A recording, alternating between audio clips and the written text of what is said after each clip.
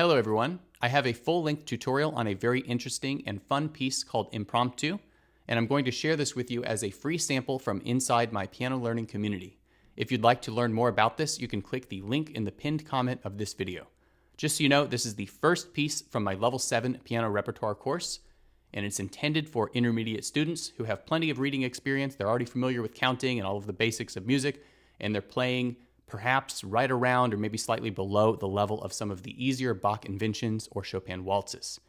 If you have any questions about this piece or anything in my program, feel free to leave a comment below. Otherwise, I hope you enjoy this tutorial, and I will see you again soon. In this video, we are going to be looking at the Impromptu from Gurlitt's wonderful Opus 172 collection. Just so you know, an impromptu is a type of piece or compositional style that tends to sound very spontaneous, or like it's being improvised on the spot. It has a very free-spirited nature to it, and this piece is no exception. So let me give you a quick sense of what this piece sounds like.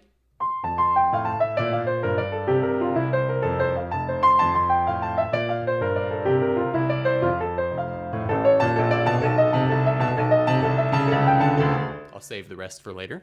This is actually a very cool piece. It's tricky, but there's not a lot of material to it. And this piece is going to help you practice stability and unusual figures, particularly on offbeats in the left hand, as well as a little bit of rotation and good wrist support in the right hand. So I like this piece. I like it because of how unusual it is and how rare it is to hear it. It's very much one of those treasures off the beaten path.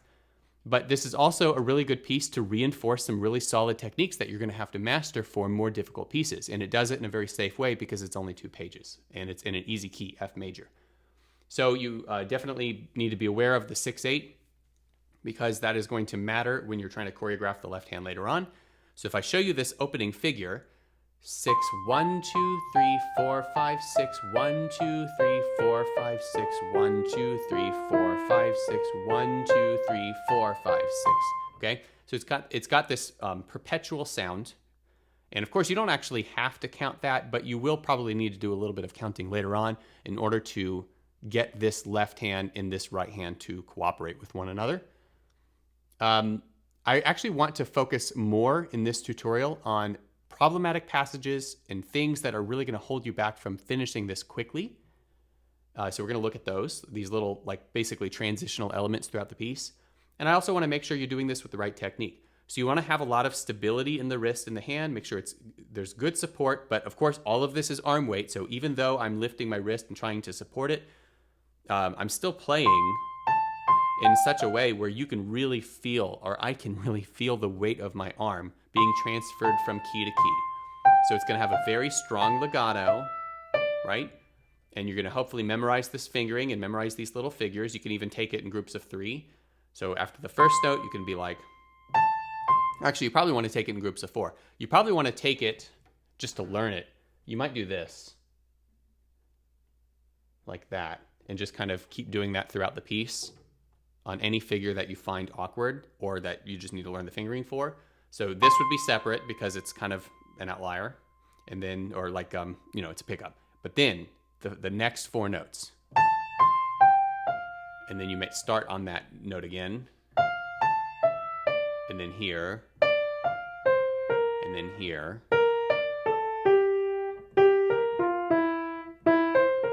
And you might stop where I just stopped. I'll eliminate that for a second.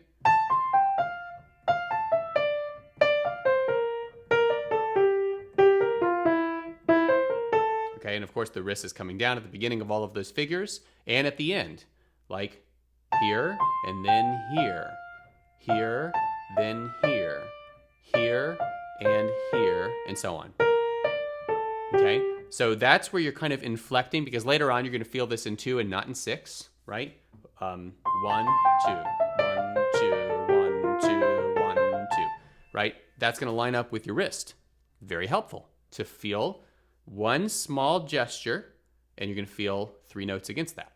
And you're going to stay steady and level. Don't turn too much, but every time you change direction, you're going to want to rotate slightly, including the first note right here, the pickup note. If I'm starting in a neutral position, I might still actually rotate slightly to the right with an elevated wrist position to play it, and then back. and then back, and then back the other direction, and then I'll keep going that direction, and then I'll go back, keep changing, and every time I change direction, I can rotate to it. But it's very important to rotate from an elevated position. Even there, I feel like I'm getting a little low. I'll relax my shoulder and try to have a better technique here.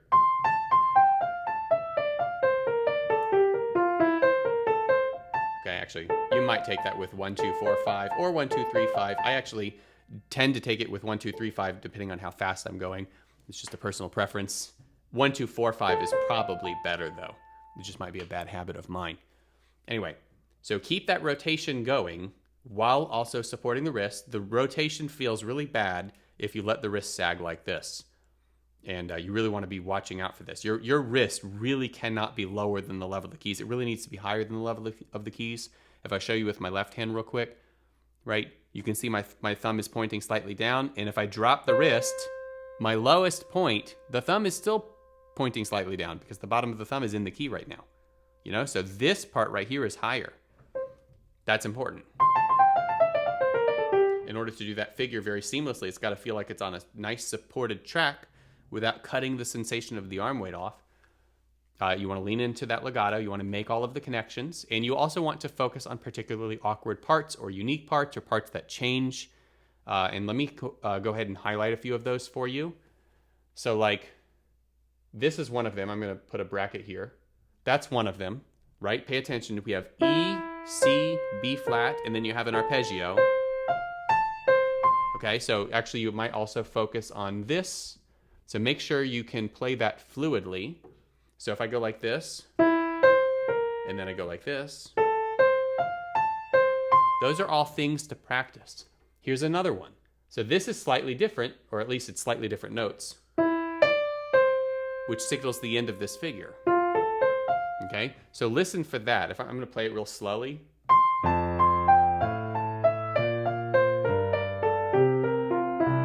See, C, B flat.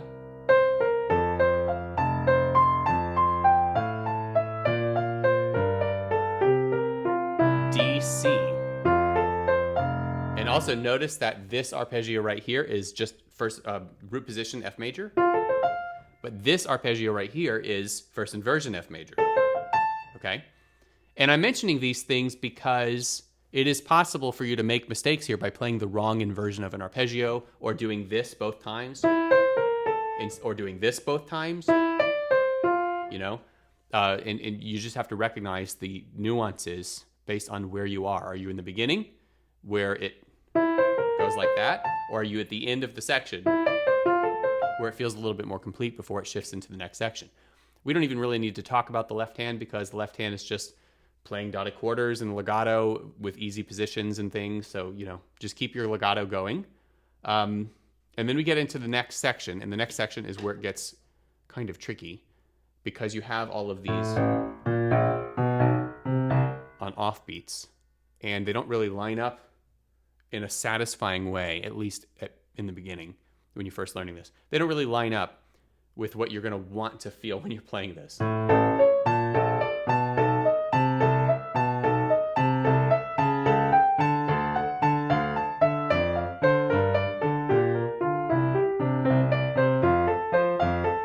Okay, there's a lot to talk about there, and there's some tricks that I have for you too. So first of all, make sure that your right hand can just navigate this, right? What's going on here? We have octaves pretty much every time with an ascending middle note, you know, with whatever finger you need to manage it.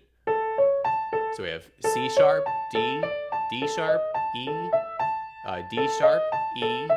Probably here I'll use a different finger because it's G, and then 3. You know, so all of these probably will be 2. All of the middle notes will probably be 2, except for here, that's going to be 4. And that'll probably be 3. Up to you. Not super consequential, but rotation, support. Support, keeping this from dropping. It's going to feel, again, it's going to feel awful. And you're going to feel very restricted, and, you know, setting yourself up for a repetitive stress injury, right? By dropping too much, carpal tunnel and all of that. We don't want that. We want to stay elevated. actually that wasn't that great. The middle note needs to be nice and strong. Of course, the octave note need to be strong too. The octave notes, the whole thing needs to be strong. But when I play this, I'm almost making like a little circle in the direction. The wrist is going like that, you know? It helps. It helps to navigate this part.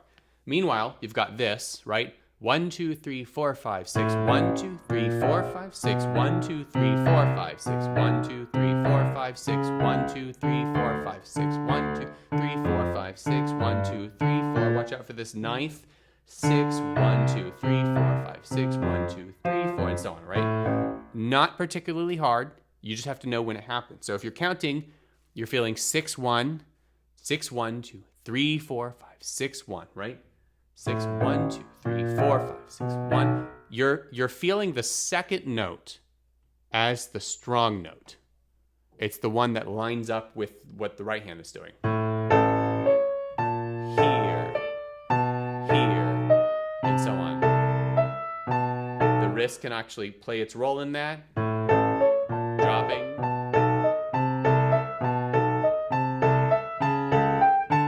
So that's choreography that you can try to manage a little bit.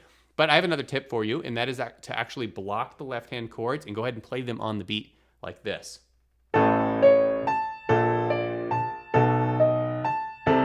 This is very helpful.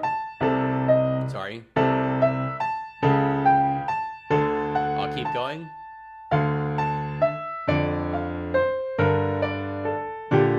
Here's your knife.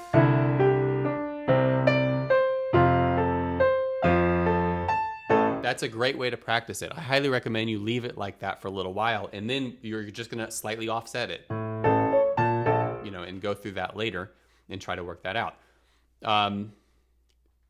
So this part is actually gonna be really like big and awesome sounding.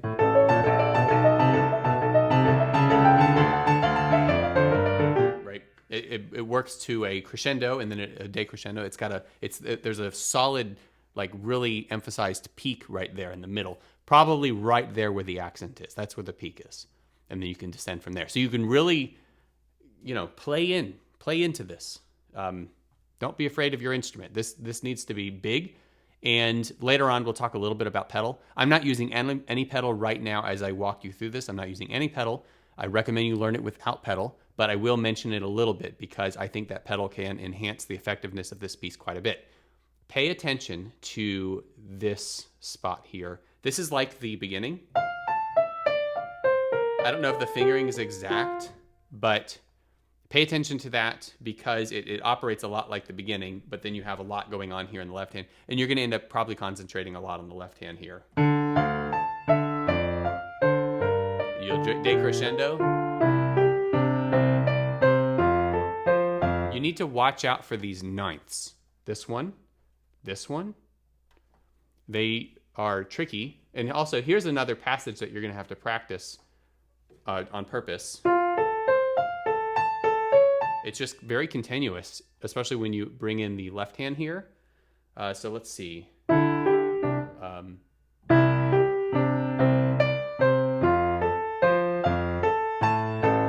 Like that. I'll start at the previous measure, previous system. 1, 2, 3, 4, 5, 6. 1, 2, 3, 4, 5, 6, 1. And so on. Okay, and then you basically repeat that figure through there. And then at the end of it here, let's go to the next line here. I'm actually going to just start right here.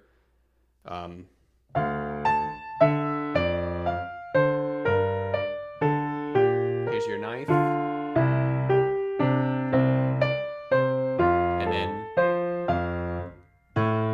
And then you have a little change of pace going into the next part. Okay, so that's basically how to operate most of this piece. You got to watch out for the little, really everything that I have read on, you need to watch out for, and anything that's like it. Also, one thing I should mention, I wish I mentioned this in the beginning already, but I'm going to mention it since it kind of applies to here. It can be really helpful to focus on the changing notes with the thumb.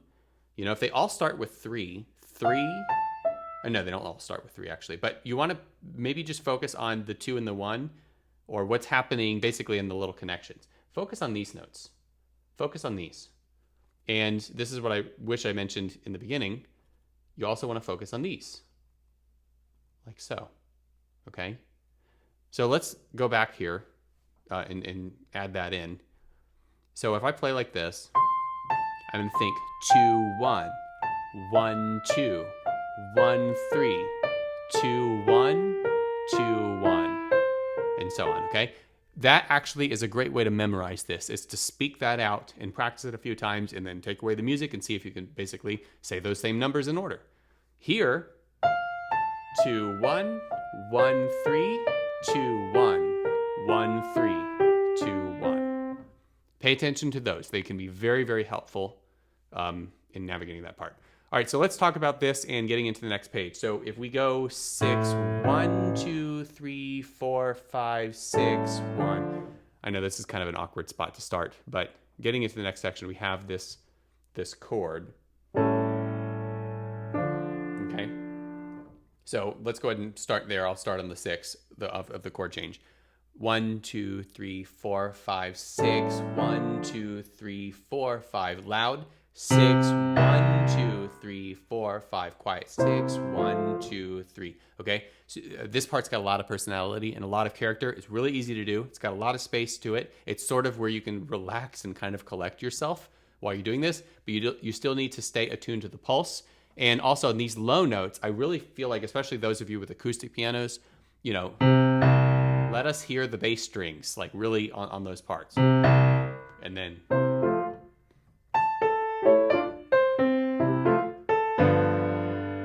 especially here. And so on.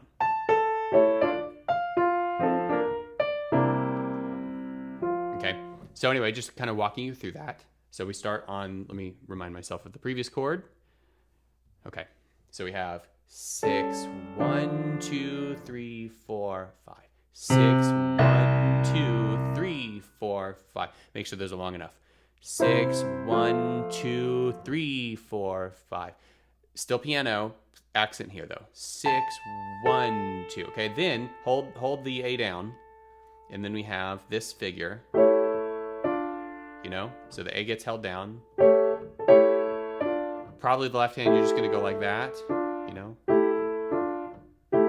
You might actually end up pedaling this so the connection is, you don't have to go crazy on the connection, but the legato connection. But that's how I would prefer that you play it. Then you lift. So 6, 1, 2, 3, 4, 5. 6, 1, 2, 3, 4, 5. 6, 1, 2, 3. Still supposed to be on kind of on the quiet side. 1, 2, 3, 4, 5. 6, 1, 2, 3, 4, 5. 6, 1, 2, 3, 4, 5. D flat, 2, 3, right? We have B flat and then D flat. 6, 1, 2, 3, 4, 5. 6, 1, 2, 3, 4, 5. 6, 1, 2, 3, 4, 5. 6, 1, 2, 3, 4, 5. 6, 1, 2, 3, 4, 5. And so on. Okay, then you're back into a repeat of some of the material from the A section, like the first line of it.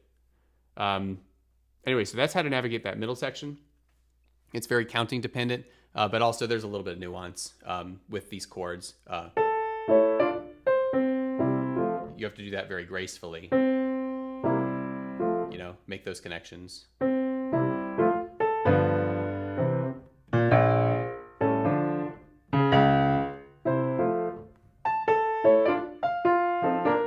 Sorry, D. Right? Stress, release. And of course, hopefully you'll have more presence on all of the notes than that. And then, and so on. Okay? Anyway, so then we go back to the repeat of the A section, or at least part of it. And then we get a little bit of that second part of the A section, the part where it gets kind of crazy. There's your peak. Sorry. Pay attention here. 9th, So pay attention to all of this stuff that's happening right here. C, ninth in the right hand, fifth in the left hand, octave in the left hand, and then back to the A. Okay? Pay attention to all of that. These are the little transitional things that don't exactly fit in with the main theme here. And you're going to have to go, at least based on my experience, you have to go out of your way to make measures like this work compared to the rest of the piece. You'll find that these are the measures, plus the things I marked in red on the previous page. These are the measures that actually slow you down, so you want to focus on them. Anyway, 6, 1, 2, 3, 4, 5, 6, 1, 2, 3, 4, 5, 6, 1, 2, 3, 4, 5, 6, 1. I like to taper and retard just slightly. And then that's it, okay? Very, very nice piece. And I think that's pretty much all I wanted to talk to you about with regard to counting, rhythms, technique, you know, again, staying level, being stable, feeling arm weight, having a little bit of verticality too, in order to get some emphasis on the pulses. That's always helpful. If you look for that, you'll see that in my playing pretty much everywhere. You want to focus on the problematic passages. You want to practice this without pedal and play very legato wherever you can. I know the ninths are definitely a stretch for some. A ninth is a stretch for me. I don't have a comfortable ninth. I have an uncomfortable ninth because I have a short thumb, right? So the octave is better for me. And even still, my octaves aren't great. So I know some of you have small hands or you have short thumbs like I do. So that is not necessarily super comfortable. You can still do that and you can connect it with the pedal. And you'll be able to navigate this just fine. All right, speaking of pedal, let's talk about the pedal a little bit. You'll notice that in this score, the only pedal marking is like here, you know. Where is it? Where is it elsewhere? Do we literally just use it on the one spot?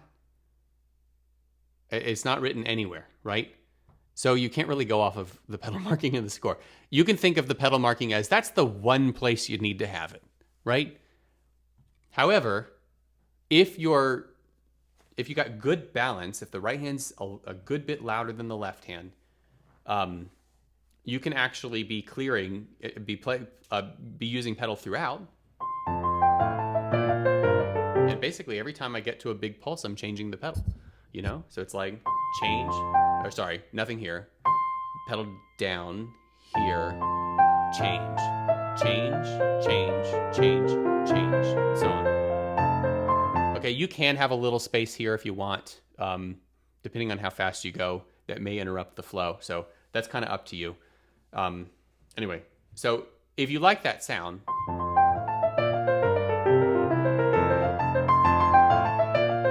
I'm just kind of touching the pedal so that I'm barely pressing in to the pedal so that the dampers stay really close to the string so that at the slightest lift, I can get them to silence, and that's what keeps it sounding very clean.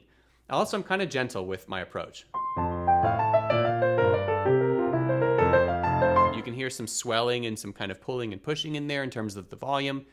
You know, that's my style. That's like my interpretation of this piece. But the pedal is helping with that smoothness. Here's without the pedal.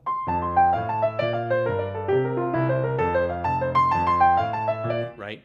It's nice, it's fine, but it lacks the resonance, it lacks the smoothness.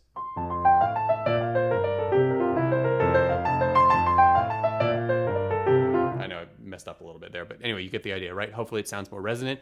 However, on this section, I definitely think you're going to want to use the pedal, although the choreography for this is a little awkward because of, you know, and you're just basically going to pedal on the beat. You're going to pedal on the big beat. Here, here, here, here. And one thing that could keep this clean is by allowing the pedal to be like down and then up and then like that, to let it be up for a little longer. Actually, that can apply at the beginning of the piece too. It doesn't have to be like a dovetailed legato pedal. It can come up a little bit. It can just be there for adding a little bit of a layer of resonance on top of this piece. Up, down, up, down. And so you could do something like that if you wanted, depending on how fast you're going and how good you are with the pedal. And that can still dry it up a little bit and not cause it to be super, super resonant and take away from some of the clarity that you would want. But when you're on this part, I am changing there. Sorry. Change, change, change, change,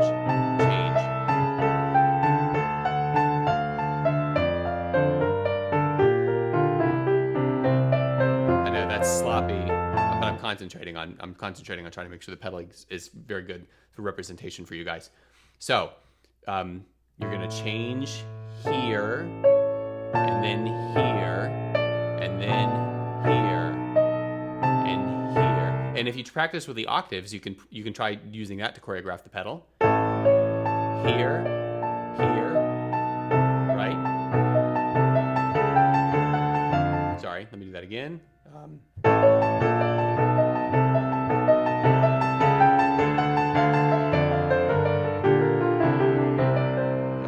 Fifth. Okay, anyway, so that's a really good strategy for not only initially choreographing this, but also working the pedal in too. And then of course you offset that. So you have to train your pedal to lift opposite of what's happening here. It's like the hand goes down, the pedal then goes down, or the pedal will go up, the pedal will go like this. And then, it's kind of hard to explain. Change, and then change, change. That's kind of what your pedal's doing, you know? So it's very important. I'm taking time here because if you get this wrong, you're gonna have a lot of harmonies that don't sound good next to one another. If you get this slightly wrong, you have to make sure that the changes are on the beat so that it sounds real clean like that. So again, practice like this. And then practice like this.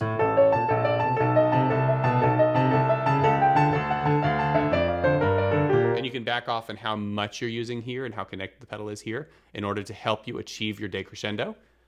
And also when you're doing this, you want to, here's another like kind of a special effect use of the pedal, especially on a real piano. The more pedal you're using and the longer the pedal is sustained for, the more resonance builds up in the piano and the louder the piano gets. And what we want here, we don't want this section to just be universally loud. Although I know it's probably going to sound kind of universally loud in this video. There's some compression and everything to make sure that my levels are strong. But you do want this to feel like it's going somewhere. Okay, so what I'm doing is I'm starting at forte or maybe slightly before, but I'm leaning in, I'm using more pressure in the hands. I'm allowing that pedal, pushing that pedal a little farther down and keeping it down a little longer in order to where I was like letting it be up a little bit early, you know, like here. You know, I'm lifting the pedal a little bit so that it's got some time where the dampers actually come down and silence the strings. But as I go farther into that part and I want a louder sound, I allow the pedal to be more consistently down, which allows more resonance to build up, and it creates this nice special effect of intensity. And I think this is the perfect use for it, you know? So, you know, you're very careful with your use of it here. Just touches, you know? But then here, a little more, and a little more. And after the peak, you're going to kind of back off, and then you're going to do it again, right? And you're going to back off. And so if you do that, you have this instance of getting louder from the beginning of this section. You're going to get louder and use the pedal more fully to the peak, and then you're going to back off, and then you're going to have the second statement right here. You do it again and to another peak, and then you're going to back off, and then you change the sections, okay? What do you do for these things here, like these chords? Well, you can probably pedal and then lift it up, and then pedal here and then lift it up, pedal, and then you'll change between you know. So the pedal can help you make that connection and add some resonance, but then you're up. You know, so never pedal these into one another, and then, you know, clear. So if I use the little pedal here, and then I lift it, and then, right, pedal down, change, or actually no, pedal down, up. So down, up, down, up.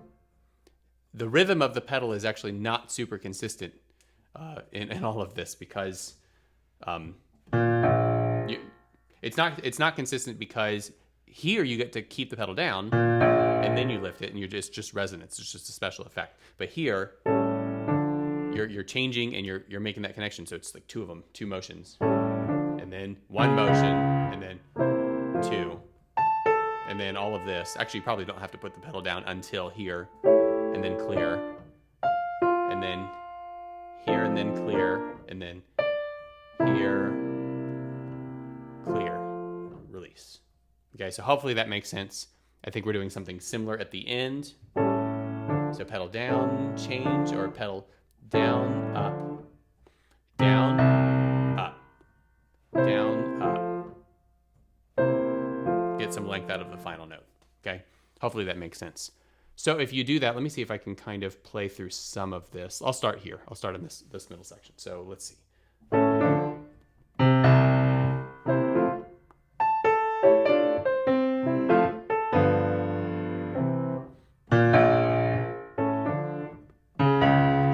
I'm off of it. I use it for resonance. I change there.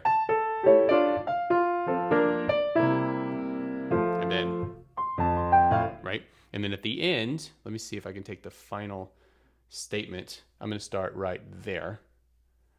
Play this slower so I don't do terrible for you.